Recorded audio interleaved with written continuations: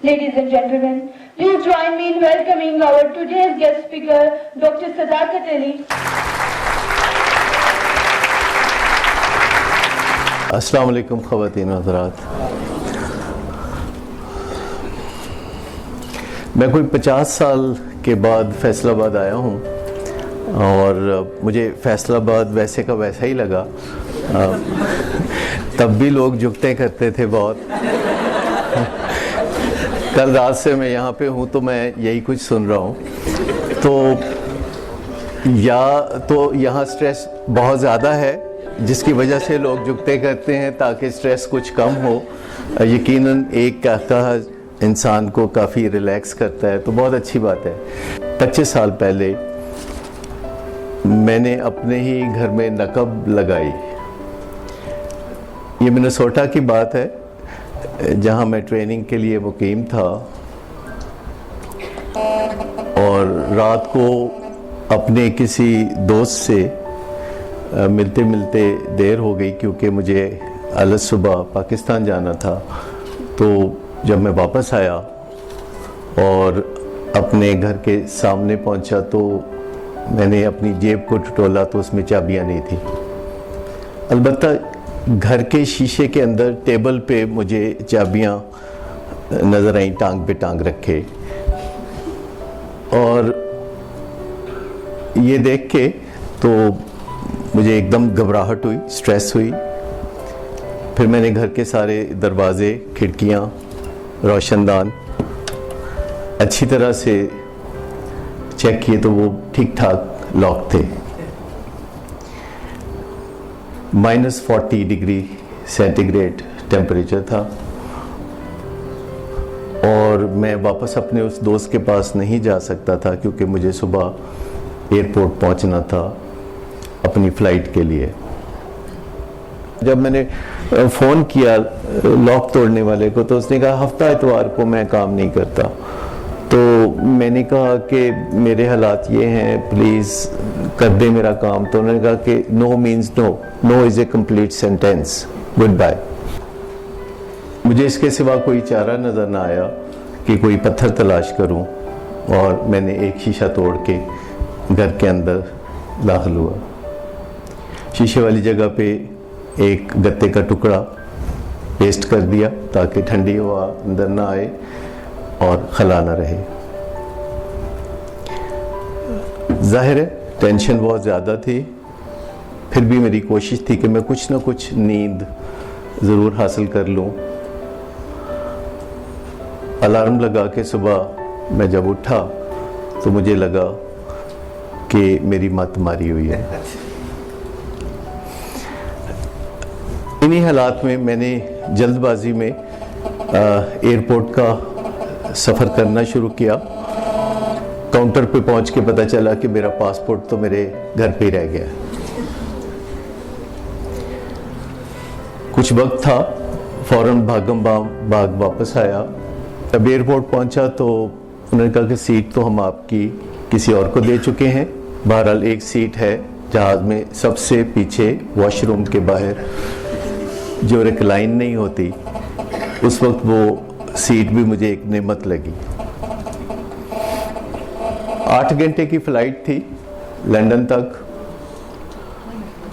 और उस दौरान मैं हर दफ़ा जब वॉशरूम का दरवाज़ा खुलता और खुशबू का एक झोंका मेरे तक आता तो मैं कुछ सोचता कि मैंने क्या किया है। जल्दबाजी में जैसे कहते कालियाँ गेटोए, तो जल्दबाजी में हम बहुत सी परेशानियाँ इकट्ठी कर लेते हैं। अगर हम अपनी चाबियों का गुच्छा किसी ख़ास जगह पे ही रखें हमेशा, और ऐनक के लिए भी कोई जगह मखसूस हो, और पासपोर्ट के लिए और दीगर चीज़ों के लिए भी ऐसा ही हो, और हम हिफ्ज़े मा तक़द्दम के तौर पर कुछ कर लें, तो बहुत सी परेशानियों से हम बच सकते हैं। आपने पोस्टमार्टम का नाम सुना होगा। पोस्टमार्टम होता है मरने के बाद, और कोई डॉक्टर कितना भी अच्छा पोस्टमार्टम करे उसके बाद मुर्दा जिंदा नहीं हो सकता। पोस्टमार्टम के मुकाबले में एक चीज़ है एंटीमार्टम। एंटीमार्टम कि आप कुछ भी करने लगे तो आपको पहले सोच लेना चाहिए कि व्हाट कैन गो रॉन्ग, क्योंकि मर्फीज लॉ है कि if something can go wrong it will. So पहले से कुछ ना कुछ हम कर सकते हैं और फिर हम परेशानियों से बच भी सकते हैं। हम सबके साथ ऐसा कुछ होता रहता है, कुछ ना कुछ गड़बड़ रहती है। इसीलिए हम जब किसी से बात करते हैं बिल मुशाफा या टेलीफोन पर, तो पहला फिक्र हम पूछते हैं खैरियत है, और एक टिपिकल हमें जवाब मिलता है कि हाँ खैरियत है, जबकि खैरियत नहीं होती। लेकिन लगता है कि हम खैरियत के बहुत तलबगार हैं, हमें खैरियत चाहिए। इस दुनिया का सॉफ्टवेयर खैरियत पर मबनी नहीं है। जब मुझे कोई पूछता है कि खैरियत है तो मैं पूछता हूँ क्यों, आपको ऐसा क्यों लगा? क्योंकि जो जिंदगी के अच्छे खिलाड़ी होते हैं वो खैरियत के तलबगार नहीं होते। वो हर वक्त खैरियत के पीछे नहीं भागते, बल्कि वो खुद अपने लिए चैलेंजेस बनाते हैं, अपने लिए गोल्स बनाते हैं। उनका कोई पर्पस होता है ज़िंदगी का, और वो हर वक्त इस बेचैनी में मुब्तला नहीं रहते कि हमारा कुछ ना कुछ मामला क्यों बिगड़ा रहता है। क्योंकि जो लोग कुछ नहीं कर रहे होते वो ज़्यादातर खैरियत से होते हैं, और जो लोग बहुत कुछ कर रहे होते हैं उनको किसी न किसी मसले का, किसी न किसी चैलेंज का सामना लाजिम होता है। अगर हम बहुत खुशकिस्मत भी हों और लंबे अरसे तक जिएं और इन सब नागहानी आफतों में से कोई भी हमें आके न घेरे, तो फिर बुढ़ापा आ जाता है, जो कि लाजमी एक ऐसी आफत है जो सब महसूस करते हैं जो लंबी उम्र पाते हैं। सो छुटकारा नहीं, हमें अपनी ज़िंदगी को अपनी मर्ज़ी से, अपनी कोशिशों से, अपनी सही से, अपनी हिम्मत से चलाना है। उसके लिए सबसे पहले लाजिम है कि हम अपने वक्त को समझें। जिस वक्त हम इस दुनिया में आए हैं ये जीने का बेहतरीन वक्त है। वो जो कहते हैं कि पहला ज़माना बहुत अच्छा था, उन्होंने पहला ज़माना देखा नहीं है। पहले टेंशन सिर्फ ये थी कि तहफ़्फ़ुज़ हो और खाने पीने को मिल जाए। फिर वक्त बदला, लोगों ने शादियां करनी शुरू की। ये कोई 5000 साल पहले का वाक़या है। कुनबे बनाने शुरू किए, घर बनने शुरू हुए, तो टेंशनों में इजाफा हुआ, कामकाज में इजाफा हुआ, बहुत सी दीगर चीज़ों की ज़रूरत पेश आने लगी।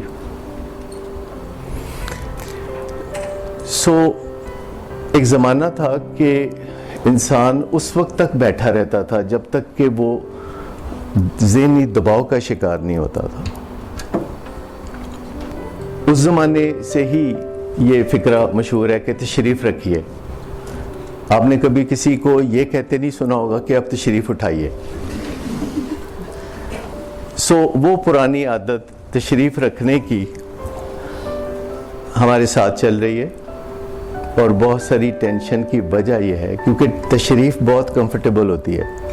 हस्बे तौफीक लोग बड़ा तहम्मुल से, सुकून से बैठ सकते हैं क्योंकि कुदरत ने बंदोबस्त बैठने का बहुत अच्छा किया है। फिर कामकाज ज़्यादा होने लगे और इंसानों को काम का दबाव होने लगा, रूटीन्स आ गई। काश्तकारी बुनियादी पेशा था, ज़मीन का सीना चीर के रिज़्क बनाने लगे इंसान। लिहाजा बेचैनी की बजाय अब उन्होंने अपने काम के दबाव की वजह से उठ के चलना फिरना शुरू किया। फिर कोई पिछले चंद 100 साल पहले इंसान ने घड़ी ईजाद कर ली और उसने औकात के मुताबिक काम करना शुरू किया। वक्त के मुताबिक चलना फिरना शुरू किया। आज का ज़माना है वक्त का ज़माना कि आप टाइम ड्रिवन होते हैं।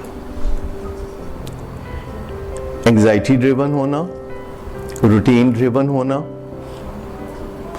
और टाइम ड्रिवन होना, ये 3 स्टेप्स हैं, स्टेपिंग स्टोन्स हैं कि अगर हम 11th आवर पे काम करते हैं, इम्तिहान से चंद दिन पहले मुतहरक होते हैं, तो हम एंग्जाइटी ड्रिवन हैं।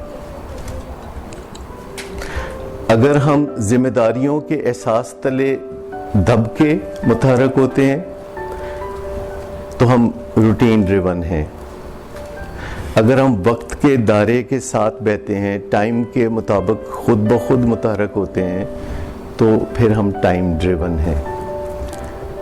और जब हम रूटीन ड्रिवन से टाइम ड्रिवन का सफ़र करते हैं तो हम डिसिप्लिन का सफ़र करते हैं। इसे डिसिप्लिन कहते हैं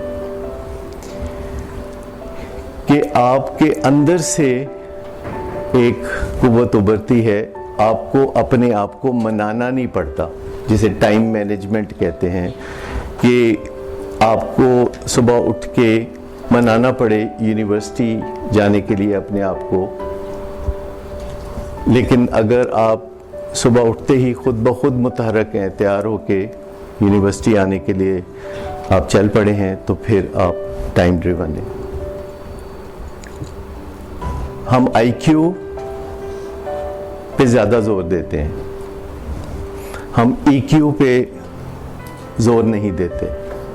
हम समझते हैं कि अगर हमारा IQ ज़्यादा है तो इतना काफ़ी है, लेकिन असल में हकीकी ज़िंदगी में जब हमारा वास्ता रोज़मर्रा ज़िंदगी से पड़ता है तो हमें पता चलता है कि IQ धरे का धरा रह जाता है और EQ से हमारी ज़िंदगी अच्छी या बुरी बनती है या बिगड़ती है। मैं आपको बताऊं कि जहानत अच्छी खबर नहीं है। जहानत से एबिलिटीज़ आ जाती हैं, जहानत से अच्छे ग्रेड्स आ जाते हैं, पर जहानत से और भी बड़े मसाइल होते हैं। जहानत से विजडम तक का सफ़र फिर अलग से करना पड़ता है। अगर हम ज़हीन हों तो इसका मतलब है कि हम बेधड़क मुसीबतों को घेर लेंगे, हम कूद पड़ेंगे बग़ैर नताइज की फ़िक्र किए, क्योंकि हमें पता है कि हम मुसीबत से निकल भी आएंगे। चूँकि हम ज़हीन हैं, इसलिए हम रिस्क लेने के लिए तैयार हो जाते हैं।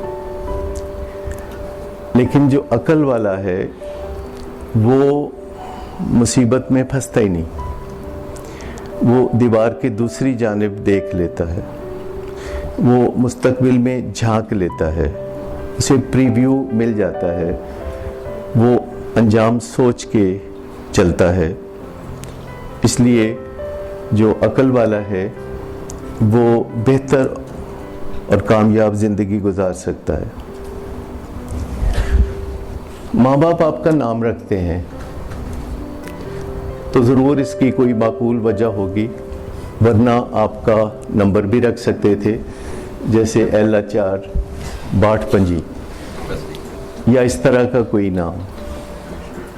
लेकिन वो आपका एक प्रॉपर नाम रखते हैं जिससे पता चलता है कि आप किस ख़ानदान से हैं, किस कौम से हैं, आपका मज़हब क्या है। नामों से कुछ रिफ्लेक्शन होती है। ये नाम बनाने की फिर जिम्मेदारी आप पर भी आती है। आपके माँ बाप अपनी सी जिद्दोजहद करते हैं, लेकिन कुछ जिम्मेदारी आप पर भी आती है इस बात की कि आप अपने नाम को बड़ा बनाएं, अपने नाम को रोशन बनाएं, अपने नाम को ब्रांड नेम बनाएं।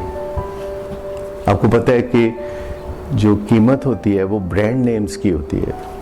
हम इस बात को पसंद करें या ना करें, लेकिन आप भी मार्केट में जाते हैं तो आप ब्रांड वाली चीज़ खरीदते हैं। और इन नामों की इतनी कीमत है कि जितनी कीमत उन फिज़िकल एसेट्स की नहीं है जो इन कंपनियों के होते हैं। सो इससे आप अंदाज़ा करें कि नाम किस कदर अहम चीज़ है जो आप बनाते हैं। और जब आप नाम बनाते हैं तो आपको देखना पड़ेगा कि लाइन में आप कहाँ खड़े हैं। अब आप अमिताभ बच्चन तो है नहीं कि जहाँ खड़े हो जाएं लाइन वहीं से शुरू होगी। अनफॉर्चुनेटली अक्ल दानिश एजुकेशनल इंस्टीट्यूशंस के करिकुलम में शामिल नहीं है। ज़्यादातर जो अक्ल दानिश है वो दुनियादारी से सीखी जाती है। वालिदैन कभी बच्चों को ये नहीं बताते कि बालिग होने के बाद उन्हें कमाना भी होगा। वो ज़्यादातर बच्चों को ये कहते हैं कि बस तुम तालीम हासिल करो, फिर सब कुछ खुद ब खुद ठीक हो जाएगा। क्या कभी आपने देखा कि किसी ने पीएचडी किया हो तो उसके डोले बन गए हो? ऐसा नहीं होता। जो आप करते हैं वो होता है, जो आप नहीं करते वो नहीं होता। दुनिया में खुशहाली के 30 फैक्टर्स तस्लीम किए जाते हैं रिसर्च के मुताबिक। खुशहाली से मुराद ये है कि आप खुश हों और माली तौर पर भी आसूदा हों, आपके ताल्लुकात भी अच्छे हों, आपकी नेकनामी भी हो, आपको अपना आप अच्छा लगता हो और आपको दुनिया भी अच्छी लगती हो, आप जीना चाहते हो और खुशी से जीना चाहते हो। खुशहाली के जो 30 फैक्टर्स जिनका मैंने जिक्र किया, उसमें 30वां फैक्टर है कि किसी अच्छी यूनिवर्सिटी से अच्छे नंबरों में आप ग्रेजुएशन करें।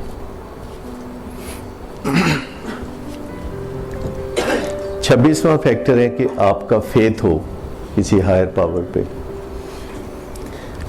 20वां फैक्टर है कि आपकी सेहत अच्छी हो। 13वां फैक्टर है कि आप दूसरों से ज़्यादा काम कर सकते हो। 8वां फैक्टर है कि आपके पास कोई ऐसा यूनिक सेलिंग आइडिया हो जो किसी दूसरे के पास ना हो। आपके पास बेचने के लिए कुछ हो जो किसी और के पास ना हो। आप दिल में स्टेंट डाल सकते हो जो दूसरे डॉक्टर नहीं डाल सकते। तीसरा फैक्टर यह है कि आपकी निबाह की सलाहियत अच्छी हो, आप हर एक से निबाह कर सकते हो। दूसरा फैक्टर यह है कि आपकी फैमिली आपके पीछे खड़ी हो, आपकी सपोर्ट में खड़ी हो, पहले माँ बाप और फिर आपकी ज़िंदगी का साथी। और पहला फैक्टर है being honest with yourself and others, जिसे हम विन विन भी कहते हैं, क्योंकि दुनिया में कोई ऐसा तरीका नहीं कि खेल के मैदान के बाहर आप जीतें तो जीतते ही चले जाएं। फिर मुश्किलात बहुत बढ़ जाती हैं जो अगर आप सेल्फिश एटीट्यूड के साथ चलते हैं। सो विन विन जो है वो लाजिम है हमारी ज़िंदगी में। पिछली सदी में बहुत कुछ हुआ, उसे हम इंफॉर्मेशन की सदी कहते हैं।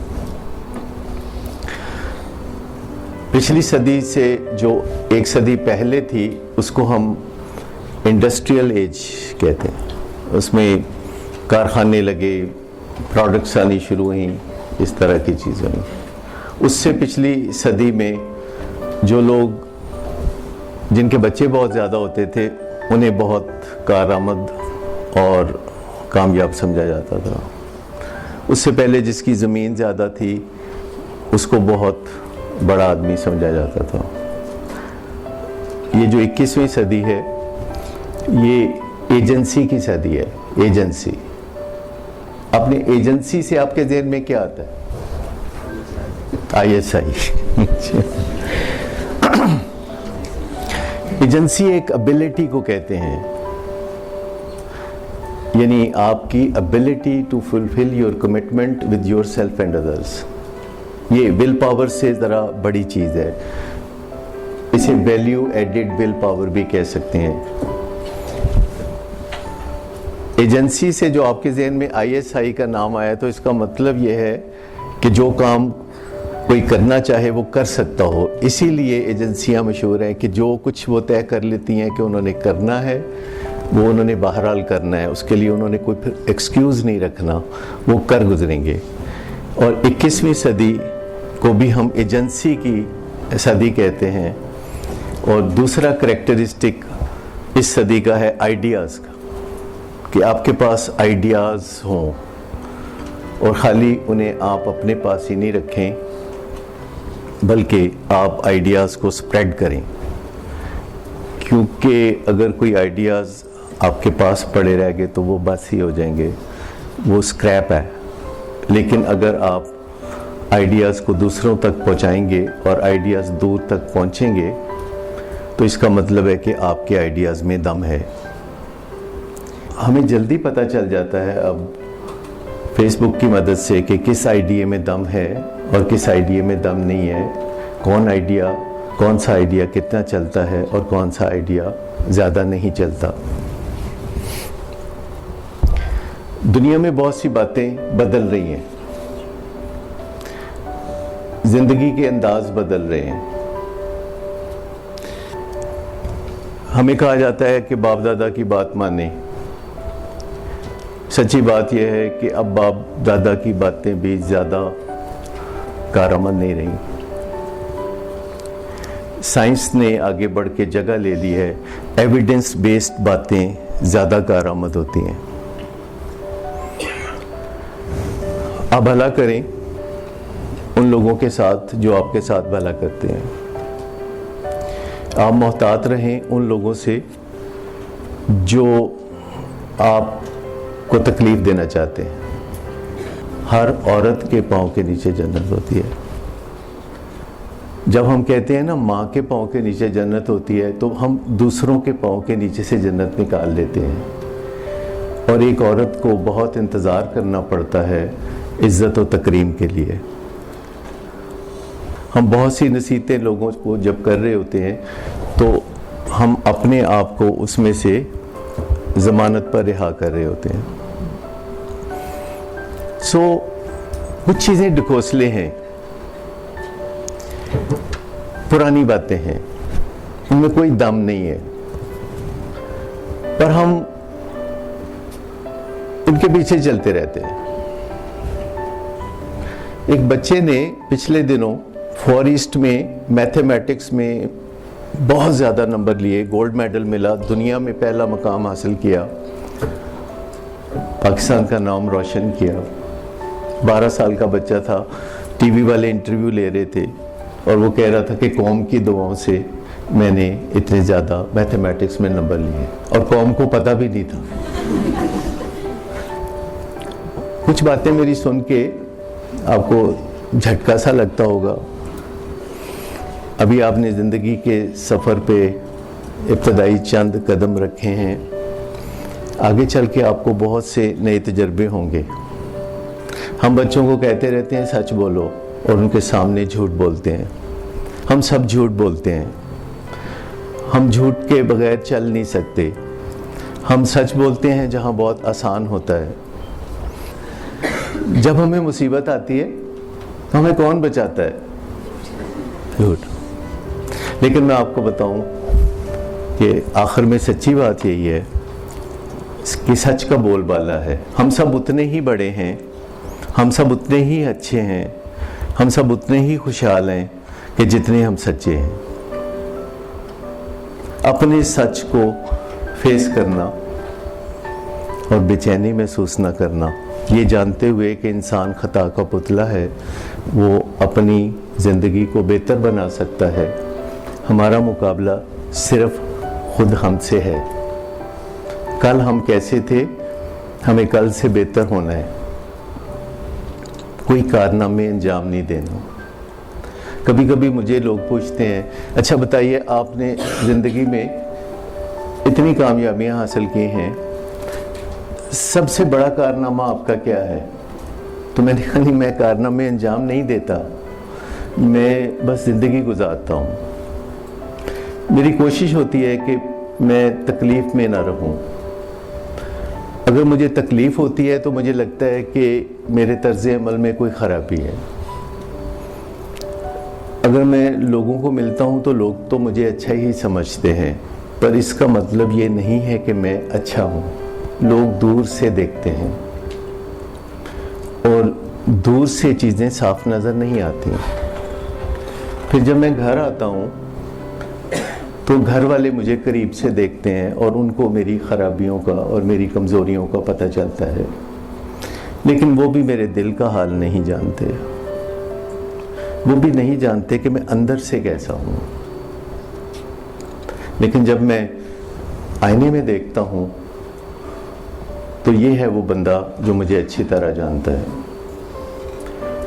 और अगर मैं आईने में देख के ये कह सकता हूँ कि मैं अच्छा बंदा हूँ या मैं बुरा बंदा हूँ, या मैं इस तरह का आदमी हूँ या मैं उस तरह का आदमी हूँ, तो इट रियली मैटर्स।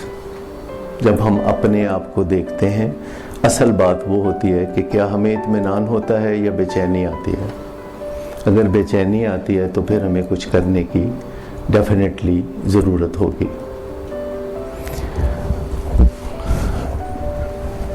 कुछ ना कुछ चैलेंजेस, कुछ ना कुछ मामलात हर रोज़ ज़िंदगी में बिगड़े रहते हैं। रिलेशनशिप्स के मसाइल होते हैं। गरीबों को आटे दाल की परेशानी होती है, भाव-ताव की परेशानी होती है। अमीरों को ये बात नहीं परेशान करती कि कल के अखराजात कहाँ से आएंगे, बिल कहाँ से अदा होंगे। उन्हें खाम खा की आराम की गिरानी होती है। वो एक दूसरे के साथ बहुत ज़्यादा तल्ख रवैये इख्तियार करते हैं, क्योंकि वो बहुत इंटेलिजेंट होते हैं, वो बहुत ज़्यादा पढ़े लिखे होते हैं, वो बहुत ज़्यादा तेज़ ज़िंदगी गुजार रहे होते हैं, इसलिए वो एक दूसरे से पीछे रह जाते हैं। उन्हें मुश्किलात होती हैं, उन्हें एक दूसरे से गिले शिकवे होते हैं, वो नुक्ताचीनी करते हैं। सबसे ज़्यादा नुक्ताचीनी मियाँ बीवी एक दूसरे के साथ करते हैं। हालांकि मियाँ बीवी का रिश्ता नुक्ताचीनी का रिश्ता नहीं है। मियाँ बीवी का रिश्ता इस्लाह का रिश्ता भी नहीं है। इस्लाह का रिश्ता माँ बाप और औलाद का रिश्ता होता है, उस्ताद का और शागिर्द का रिश्ता होता है। इस्लाह का रिश्ता बॉस का और सबॉर्डिनेट का होता है। मियाँ बीवी का रिश्ता बुनियादी तौर पर उसके 3 मकासद हैं। अगर उन पे नज़र रख ली जाए तो कभी भी मियाँ बीवी के रिश्ते में ख़राबी नहीं होगी। एक कि मियाँ बीवी का रिश्ता रोमांस का रिश्ता है, इंटीमेसी का रिश्ता है।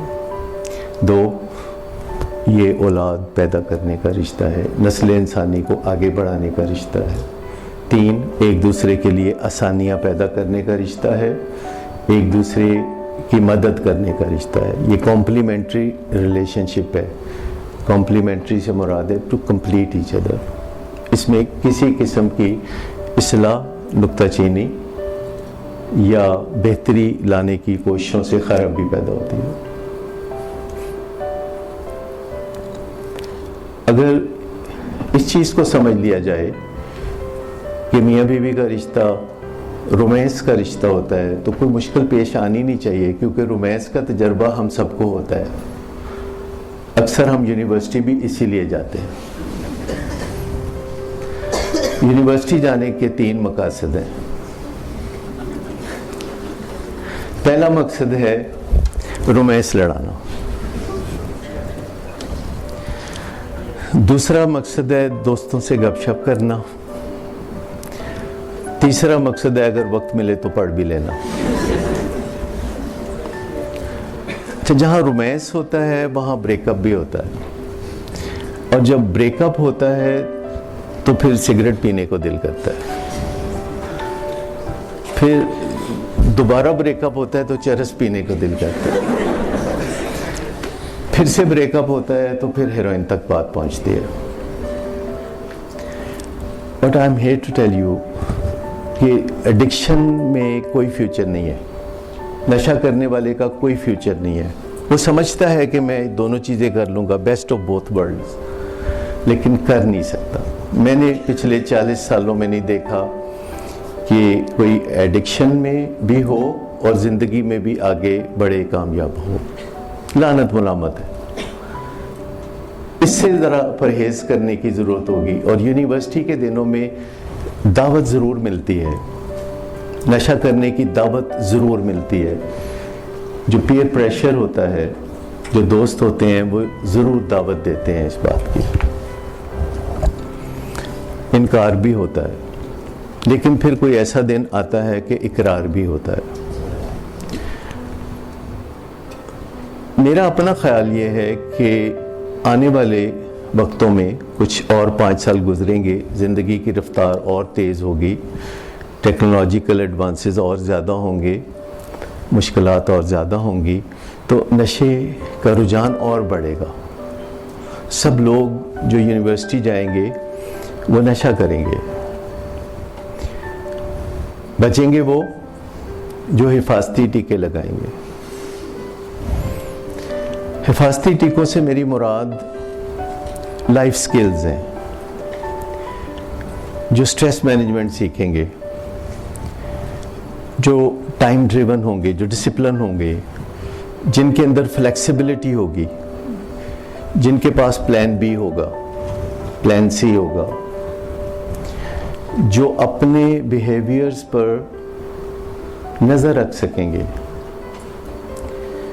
जो अपने आप को देख सकेंगे, अपने आप में से निकल के फासले पे जाके अपने आप को देख सकेंगे, जो काम को बर वक्त शुरू कर सकेंगे और अंजाम तक पहुंचा सकेंगे। यह है लाइफ स्किल्स। कुछ है एनिमल स्किल्स।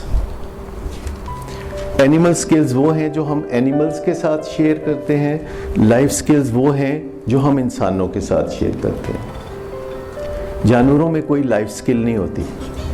कौवे पहले भी चालाक समझे जाते थे, अब भी चालाक समझे जाते हैं, पर पहले भी बेवकूफ़ थे, अब भी बेवकूफ़ हैं। गधों में भी कोई बेहतरी नहीं आई, लेकिन हज़रत इंसान ने बहुत तरक्की की है, अपनी ज़िंदगी में बहुत आसानियाँ पैदा की हैं। अपनी नस्ल को बचाने के लिए, अपनी नस्ल के तहफ़्फ़ुज़ के लिए इंसान ने बहुत कुछ किया है। पिछली सदी के आगाज़ में दुनिया की कुल आबादी 50 करोड़ थी। अब दुनिया की कुल आबादी 7.5 अरब है। इससे पता चलता है कि इंसान की एफिशिएंसी किस फील्ड में बहुत ज़्यादा है।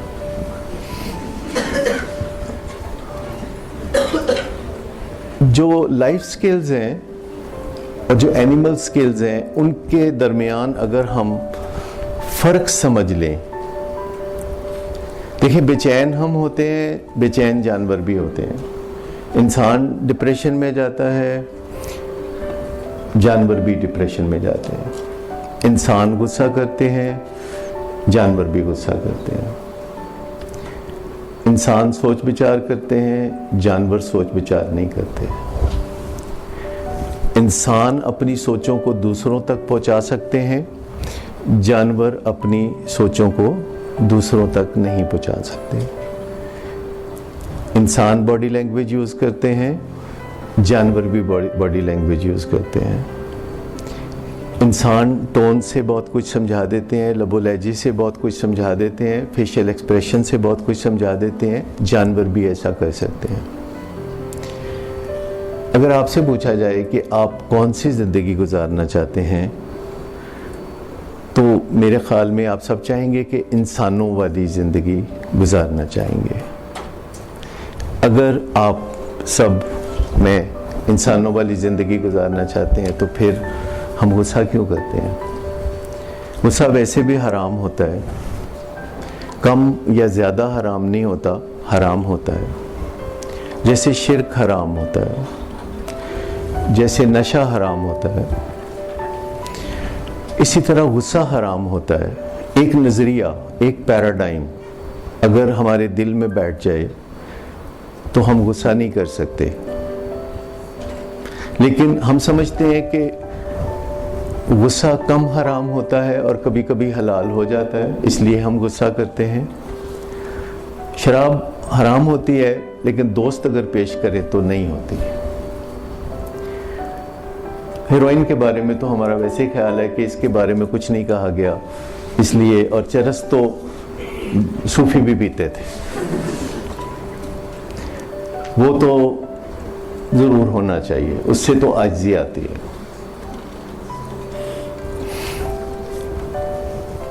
और अगर आप देखें तो कैसा भी बुरा मुसलमान हो, सारे हराम करता हो काम, तो सूअर का गोश्त तो नहीं खा सकता, वो उसके बारे में बिल्कुल हराम होता है। जो लोग लंदन जाके सब कुछ करते हैं, सूअर का गोश्त वो भी नहीं खाते, गोश्त वो भी हलाल तलाश करते हैं। जबकि जो हराम चीज़ होती है वो हराम चीज़ होती है, और जो हलाल चीज़ होती है वो हलाल होती है। तो गुस्से के बारे में अगर हम समझ लें कि गुस्सा हराम होता है, तो बहुत ज़्यादा थेरेपी की ज़रूरत नहीं पेश आएगी। स्ट्रेस मैनेजमेंट के हवाले से अगर हम देख लें कि हम टाइम ड्रिवन हो तो बहुत फ़र्क पड़ेगा। चैलेंजेस आते हैं ज़िंदगी में, हम इनकार नहीं कर सकते। कोई बैट्समैन इस बात से इनकार नहीं कर सकता कि जो बॉल 100 मील की रफ्तार से आ रही है वो नहीं खेलेगा, उसे पोले पोले बॉल किए जाए, ऐसी फरमाइश कोई बैट्समैन नहीं कर सकता। जब हमारे कुछ ना कुछ कामकाज होते हैं तो हम उनके लिए कोशिशें करते हैं। जब हमारे आराम का वक्त होता है तो फिर हम आराम करते हैं। इंसानों को इस तरह बनाया गया है, अगर रात बिस्तर पे हम करवटें बदलते रहें और अपनी स्ट्रेसेस के बारे में सोचते रहें, अपने प्रॉब्लम्स के बारे में सोचते रहें, तो ना नींद अच्छी आएगी ना काम होंगे। अगर बहुत ज़्यादा परेशानियां हैं तो आप स्ट्रेस टाइम रख लें। आप 5 वक्त की नमाज के बाद 15 मिनट रख लें कि मैंने अपनी ज़िंदगी के मसाइल के बारे में गौर व फिक्र करना है। आप सुबह दोपहर शाम सोच लें, या 24 घंटे में एक दफ़ा आप सोचने का टाइम रख लें अपने मसाइल के बारे में। और जब आप सोचें तो खाली खुद से ना सोचें, गूगल पे जाके भी ज़रूर पूछें कि मेरे इस मसले का हल क्या है। जब आप फूड फॉर थॉट लेंगे और फिर सोचेंगे तो बात इससे बनेगी। और जब कोई आप अपना मसला हल कर रहे हो तो दिल जमी से करें, लग के करें, अटैच हो जाएं उसके साथ। और जब आप वो काम कर चुके तो फिर डिटैच हो जाएं। कोई भी मसला, उसके साथ अटैच होना और डिटैच होना, जैसे स्विच ऑफ करना और ऑन करना, ये बहुत आसानी से सीख सकते हैं आप। इसे हम डिटैच्ड अटैचमेंट भी कहते हैं। ज़िंदगी में ये तहैया रखें कि एक बेहतरीन बीवी या खामद आप ज़रूर हासिल कर लें, क्योंकि लंबी ज़िंदगी पाने के लिए ये लाजिम है। ये हार्वर्ड बिजनेस स्कूल की रिसर्च है जो कि 80 साल से जारी है और उसके नताइज आते रहते हैं।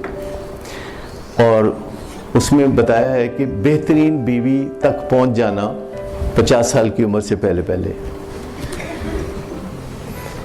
जिसका मतलब है कि बेहतरीन खामद तक भी पहुंच जाना। और तीसरी चीज़ है कि आपकी ज़िंदगी में कोई ऐसा मकसद होना चाहिए जो रात हो तो आपको अच्छा ना लगे, आपका दिल चाहे कि जल्दी से सुबह हो और मैं अपने इस मकसद की तरफ रवाना हो जाऊं। ये जो पर्पज़ है या मकसद है और गोल्स हैं, इनमें फ़र्क होता है। अगर आप बीए करना चाहते हैं या एमएससी करना चाहते हैं या पीएचडी करना चाहते हैं तो ये गोल्स हैं। अगर आप इल्म हासिल करना चाहते हैं तो ये मकसद है। अगर आप दौलत कमाना चाहते हैं तो ये मकसद है। लेकिन अगर आप 4 करोड़ रुपया कमाना चाहते हैं तो फिर ये गोल है। और गोल और पर्पस अगर आपस में एक ही लाइन में हो, उनकी आपस में अलाइनमेंट हो, तो ये बेहतर है। आखिर में जो लंबी उम्र का राज बताया हार्वर्ड बिजनेस स्कूल की रिसर्च ने, वो ये 3 चीज़ें रह जाती हैं। पहली चीज़ कि इंसानों से मिलते जुलते रहें। जब आपका दिल इंसानों से मिलने को ना करें तो इसको बहुत बुरी निशानी समझे। जब किसी की कॉल आए और आप उठाना नहीं चाहते, जब किसी का मैसेज आए और आप जवाब नहीं देना चाहते, जब कोई दस्तक हो तो आपको बुरा लगे, जब कोई सलाम करे तो आपको अच्छा ना लगे, तो इसका मतलब है कि कुछ चीज़ बहुत गड़बड़ है। जीवन साथी का रिश्ता दुनिया का सबसे अहम रिश्ता है। इसमें आप सबसे ज़्यादा पर डे वक्त भी गुजारते हैं और पूरी ज़िंदगी में वक्त भी गुजारते हैं। माँ बाप के साथ आपका साथ थोड़ा होता है, औलाद के साथ भी आपका साथ थोड़ा होता है, लेकिन जीवन साथी के साथ आपका साथ लंबा होता है। उसका एहतराम करना सीखें। ख़ास तौर पर जो ख़वातीन के साथ हमारे यहाँ मुआशरे में होता है, आधी से ज़्यादा दुल्हनें पिटती हैं पहले साल के अंदर अंदर शादी के। और दुनिया भर में ये मूवमेंट है कि ख़वातीन को जो तशद्दुद का निशाना बनाया जाता है वो ना बनाया जाए। मैं फिर इससे इख्तलाफ करूँगा। दर हकीकत बच्चों को तशद्दुद का निशाना नहीं बनाना चाहिए। जब आप बच्चों को तशद्दुद का निशाना नहीं बनाएंगे तो कोई बच्चा मारना नहीं सीखेगा और कोई बच्चा मार खाना नहीं सीखेगा। सबसे पहले हमें अपने नज़रियात दुरुस्त करने की ज़रूरत होगी। ये चंद गुज़ारिशात थी, चंद बातें थी। अगर आप स्ट्रेस मैनेजमेंट के तालिब इल्म बन जाएंगे तो जल्दी ही आपकी स्ट्रेस में कमी आना शुरू हो जाएगी। स्ट्रेस में कमी आएगी, आपकी कारकर्दगी बढ़ना शुरू हो जाएगी। अपने नज़रियात पे तवज्जो रखें, अपने मूड पे तवज्जो रखें। इन दोनों में कोई गड़बड़ नहीं होनी चाहिए। आपकी इन्वायरमेंट है, बहुत ज़रूरी है कि उसके साथ अलाइनमेंट आपकी हो। और अगर आपको कोई तकलीफ़ हो तो उसका हल ज़रूर ढूंढें। तकलीफ़ के साथ मोहब्बत ना डालें। तकलीफ़ का और मोहब्बत का आपस में कोई रिश्ता नहीं है। डर की ज़िंदगी में भी कोई फ़ायदा नहीं है। डर के उस पार ज़िंदगी है। मेरी दुआएं आपके साथ हैं और मुझे लगता है कि आप बहुत होनहार तालिब इल्म हैं। आपके इस तवज्जो से बातचीत सुनने का बहुत बहुत शुक्रिया और ज़िंदगी में आगे बढ़ते रहिए, खुश रहिए।